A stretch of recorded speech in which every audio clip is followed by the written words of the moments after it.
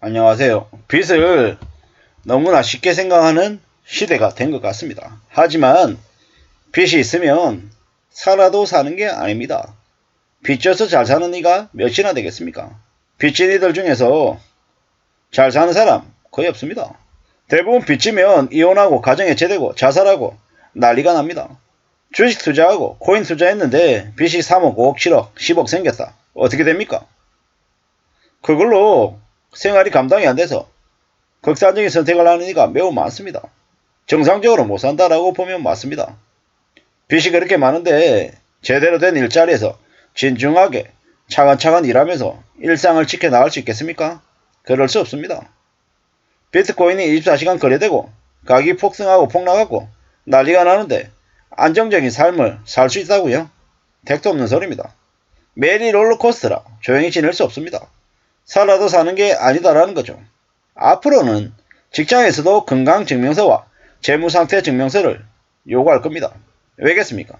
빚쟁이로 살면 회사 다니면서 배임행령하고 회사의 돈을 횡령하는 일이 생길 수 있기 때문에 그런 것들을 요구하는 겁니다. 직장이라고 하는 것, 기업이라고 하는 것도 개개인에 대해서 신원을 확인하고 또 재무상태도 확인하는 겁니다. 빚쟁이들은 원금 상환 압박에 시달릴 수밖에 없습니다. 어떻게 되겠습니까? 그들의 삶이 계속 쪼그라드는 거죠. 대한민국에 가짜 경제 전문가들이 너무 많습니다. 홍춘욱이라고 하는 놈도 있고요. 와숑이라고 하는 놈도 있고 월천 대사라는 놈도 있고 뭐 별의별 놈들이 다 있습니다. 그 놈들은 얼굴 팔아먹고 살면서 계속 사람들에게 유혹과 현혹과 투자 권유를 하는데 대부분이 투기입니다. 그런 놈들이 어떻게 될까요? 앞으로 그런 쓰레기 같은 인간들이 대거 사라질 수 있겠다라는 생각을 해봅니다.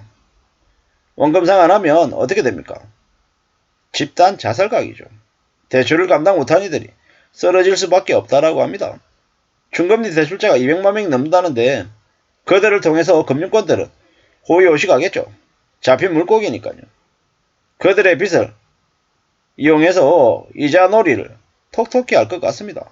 이번에 금융권에 포획된 금융노예가 될 사람들이 500만 명, 600만 명이 넘는답니다. 그들이 빚쟁이는 궁지에 몰리는 시간들이 계속 다가오고 있는 거죠.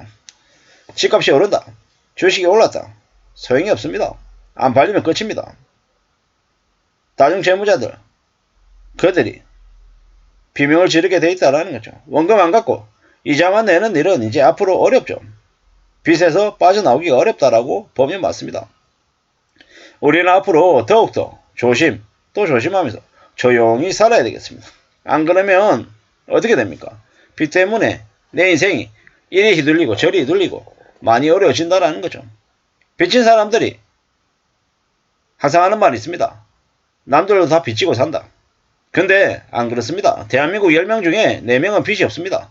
빚 없이 산다라는 거죠. 빚 없이 살면 뭐 가족들하고 치킨도 사 먹고 피자도 사 먹고 뭐 놀이공원도 가고 외식도 하고 뭐 하다못해 공원이라도 돌아다니면서 뭐 과자라도 사 먹으면서 가족들끼리 시간을 보낼 수 있습니다. 하지만 빚쟁이가 되면 어떻습니까? 놀러갈 시간이 어딨습니까? 엄마 일하러 가야 돼. 아빠 일하러 가야 돼. 뭐 그냥 가족이 뭐 놀이공원 하나 못 가고 그냥 허덕이면서 살고 매일 집에는 뭐 라면 먹다 남은 뭐 냄비밖에 안 보이는 거죠. 그게 현실입니다. 뭐 남들이 다 빚 내고 산다 어쩌고 산다 이러지만 빚은 절대로 져서는 안 되는 일입니다. 지금 빚 때문에 힘들어하는 사람이 너무도 많습니다. 기준금리 3.5%잖아요. 또 이래저래 금리 많이 낮춰져 있는 상태잖아요. 근데 이게 언제까지 그게 유지가 될까요? 시간이 지나면 지날수록 대출이자 감당해야 되는 시중금리는 폭등할 겁니다. 한국 경제가 27년, 28년 윤석열 정부 끝날 때까지 많이 어려워질 걸로 보여집니다. 빚으로 인해서 무너지고 몰락하는 이들이 대거 속출하면서 한국 역사상 최악의 상황을 겪을 것 같습니다. 꽤 오랫동안 장기 불황에 시달리면 사람들의 태도와 마음가짐이 이제 바뀌겠죠. 절대로 쉽지 않은 경제 상황이 벌어지는 거죠. 일본에 있는 많은 사람들이 현금을 악착같이 손에 쥐고 있으려고 합니다. 왜겠습니까? 돈이 없으면 굶을 수도 있다 라는 걸 알기 때문이죠. 그리고 그들이 함부로 투기하지 않습니다. 주식이나 부동산이나 뭐든 함부로 안 하려고 하죠. 왜겠습니까? 그랬다가 인생이 다 날아가고 가정 해체되고 부모 자식 간에 칼불이 많은 그런 끔찍한 일을 겪을 줄 알기 때문이죠. 참 씁쓸한 얘기가 일본에 장기 수명, 그러니까는 오래오래 사는 사람들이 많다고 하는데 그 이면에는 실제로 죽었지만 연금을 받기 위해서 사망신고를 하지 않는 유족들 때문이다. 뭐 이런 얘기들도 들었던 것 같습니다. 그래서 일본에 있는 공무원들이 실제로 그 노인이 죽었는지 살았는지 끝까지 확인하고 챙겨서 부정 수급하는 일이 없게끔 찾아내는 게 또 주요 일인 그런 공무원도 있다라고 들었던 것 같습니다. 씁쓸하죠. 그 씁쓸한 모습들이 아마 앞으로 한국에서도 많이 벌어질 것 같다라는 겁니다. 사람의 인생이 망가지는데 가장 큰 이유는 뭐다? 빚 때문이다. 빚을 감당하지 못해서 무너지는 사람들이 많다라는 거죠. 돈이 없으면 나라도 다른 나라에 이제 넘어가는 거죠. 나라든 개인이든 똑같은 것 같습니다.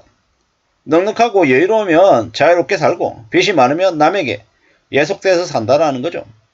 금리가 오르면 이제 돈의 값이 더 올라가고 또 빚쟁이들은 망할 수밖에 없다라는 겁니다. 지금은 어떻게든 불안한 미래에 대비하는 태도가 필요합니다. 통제와 억압 말고 스스로를 판단하고 결정하는 힘을 가지려면 어떻게 해야 됩니까? 돈이 있어야 됩니다. 돈. 자본주의 사회에서 돈 없이 제대로 살 수 없습니다. 돈은 인생이고 목숨줄이다. 그걸 잊지 말아야 됩니다. 우리가 사는 삶이 순탄하지 않죠. 온갖 우여곡절이 있습니다. 그러는 중에 살아갈 힘을 기르려면 철저히 내 힘으로 이룬 돈이 있어야 된다. 남의 로또, 남의 재산을 부러워하지 말고 오직 내 힘으로 만든 나의 돈, 내 인생이 필요하다라는 겁니다. 함부로 영끌하겠다, 비투하겠다, 코인하겠다고 빚냈다가는 인생이 평생 절망 속에서, 절벽 속에서 살게 될 것 같다 라는 말씀을 좀 드리고 싶었습니다. 지금 점점 더 빚쟁이들의 삶이 어려워지고 있다. 그들이 우리 경제에 큰 폭탄이 될 수 있음을 잊지 말아야 되겠습니다. 감사합니다.